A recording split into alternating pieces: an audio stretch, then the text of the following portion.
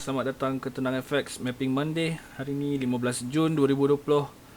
Kita dah masuk episod 15 untuk buat analisis bersama. So untuk hari ni kita fokus dekat gold ataupun ZAO orang panggil ZAO. Alright. So as usual, let's trade dengan tenang. Okay, setiap hari Isnin kita ada Mapping Monday. Setiap hari Rabu kita ada Webinar Wednesday. So you guys boleh join Webinar Wednesday ni. Just follow Instagram Tenang FX. Lepas tu join our group dekat dalam Telegram Webinar Wednesday punya channel. So you guys can join there. So every Tuesday I akan update new links untuk this coming week punya Webinar Wednesday, iaitu invite link untuk korang join setiap hari Rabu pukul 10 malam. Okay, so let's start. Untuk analisis hari ni, tanpa buang masa, kita nak tengok dekat gold. Alright, so now this is gold punya current monthly phase. Okay, so for those yang dah biasa, siapa yang tak biasa lagi dengan Tenang FX, alright, so kita akan always start our analysis with daripada monthly sampai up to H4, H1. Alright, and all of this kita akan buat analisa ni berdasarkan color coordinated. Jadi kalau korang nampak any trend line or levels from color purple, maknanya dia datang daripada monthly. So kalau korang tengok kalau jumpa color tu warna merah, so dia datang dari weekly, daily kuning, daily orange, H4 kuning dan H1 hijau. Okay, so let's see what monthly is in store for us. Alright, so monthly kita punya level, actually our buyer sebenarnya still buy. Okay, so ini adalah resistance monthly. Alright, yang masih lagi belum achieve. The next nearest resistance yang monthly perlu achieve, which is up to this 1771. Okay, so our previous support untuk monthly ialah this level, alright, which is 1594. So kalau kita tengok from here pun our trend line ni, our tiga trend line ni masih lagi menunjukkan fresh uptrend. Jadi so for now our main bias ialah bullish untuk monthly. So kita nak tengok apakah perkembangan weekly sekarang. Okay, so weekly we have this structure. Okay, now 1771 ni daripada monthly tadi. Okay, ni monthly tadi. So this is weekly trend line. This trend line is also fresh.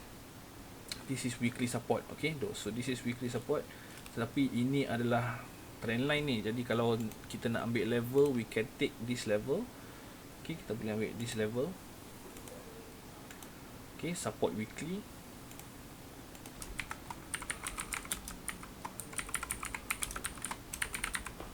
Alright, kat situ.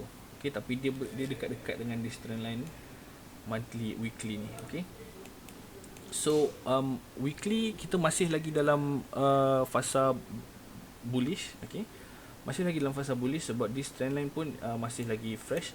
Cuma the structure is very steep. Trend line ni very steep. So kalau kita nak tahu, most people cakap okay, sekarang ni monthly kita tengah tunggu nak start sell. Okay, sebab dia dah sampai resistance. Okay, but kita hanya boleh sembang untuk sell first things first kalau this level break.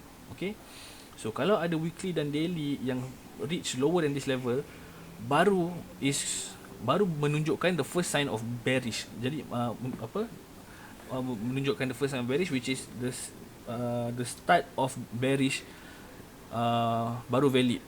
Okay, itu pun dekat daily yang H4, tak semestinya dekat weekly sebab weekly masih belum close. So kalau kita tunggu weekly close lower than this, barulah kita cari focus sell untuk gold. Alright, so sekarang kita still tak cari focus sell atau buy sebab kita nak tengok price dia buat dekat mana dulu. Now kita dekat weekly tadi our bias is still buy. Alright, so now dekat daily pun our bias masih lagi buy. Okay, our bias from here, from this trend line. So ini trend line ni masih fresh. So now price, okay, so price sekarang ni dia nak menuju ke this trend line.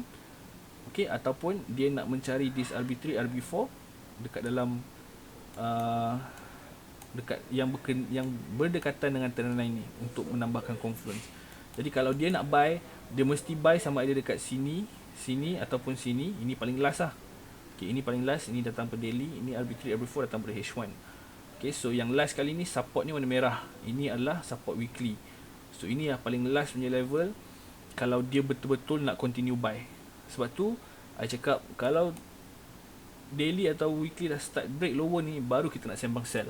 Sebab so far ini adalah the nearest one yang menunjukkan possibility untuk buy, sebab dia ada dua confluence, which is trend line dan juga support level dengan key level dekat sini. Okay, so kalau kita buka H1, daily, kat sini ada key level. Dia tengah cuba react. Okay, dia dah react pun. Kalau dekat H4, kita boleh tengok dia boleh turun lagi sampai bawah ni. Okay, alright, so ini H4. H4 pun kita ada confluence dengan daily, which is price. Sekarang ni dia dah sampai dekat, dia datang daripada sini and then dia nak turun ke bawah. Now dia dah turun ke bawah, dia tengah reflect. Kita nak tahu sama ada dia boleh berjaya turun lagi ke bawah ke tak. Okay, RB1, if H4 close lower than this level for the first time, wait for the price action of the second candle to confirm next direction. If RB1 is ignored, price is most probably trying to reach RB2. So because ini dalam H4, kalau price, okay, sekarang ni H4 dah turun ke bawah. Kalau price turun naik ke atas balik, benda ni hanya fake out sahaja kan dekat this level. Okay, so kalau dia turun sampai bawah ni, barulah kita this one dia akan ignore untuk kejar sampai ke bawah ni. Okay, kalau dia close, this second candle close lower than yellow line ni, barulah dia akan continue bearish. Alright, untuk itu pun untuk time frame H4 sahaja. Okay, so kalau nak betul-betul nak trade, nak start sell, swing, katalah nak start swing sell dekat reversal area monthly, okay, only start boleh sell pun kalau kita dah go lower than 1680. Kalau tidak sekarang ni, any trend sekarang ni masih lagi menunjukkan bullish. Okay, even dekat weekly dengan daily pun. Alright, so weekly kita ada bullish trend sebab price baru deflect daripada this trend line, and this trend line ni masih lagi fresh untuk naik atas. Okay, cuma dia akan break kalau this level break weekly R ni. Okay, barulah dia ni, ataupun dia akan turun dua trend line ni, barulah dia akan start selling, because kat sini price dah consolidate for so long daripada 6 April 2020 sampai 15 Jun. Okay, so dia dah consolidate dekat sini. Now we are waiting which level mana yang jatuh dulu.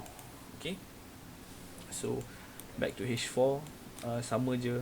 Now kita tengok sama ada this level boleh berjaya untuk buatkan price ni continue buy, ataupun this level fail, okay, untuk start the bearish of gold.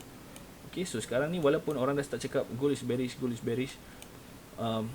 dia masih belum confirm bearish kalau dia tak break ni. Kalau dia dah break ni, baru kita boleh sembang dia bearish, kita cari peluang sell.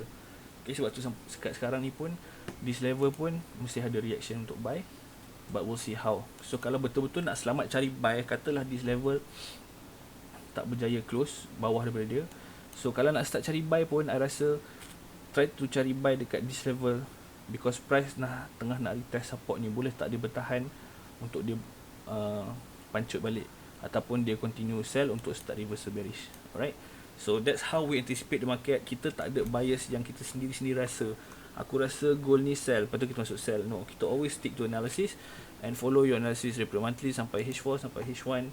Try to find an entry, try to find your SOP, okay, your craft. Find your own craft so that trading becomes personal. Alright, so thank you so much for watching. Assalamualaikum warahmatullahi wabarakatuh.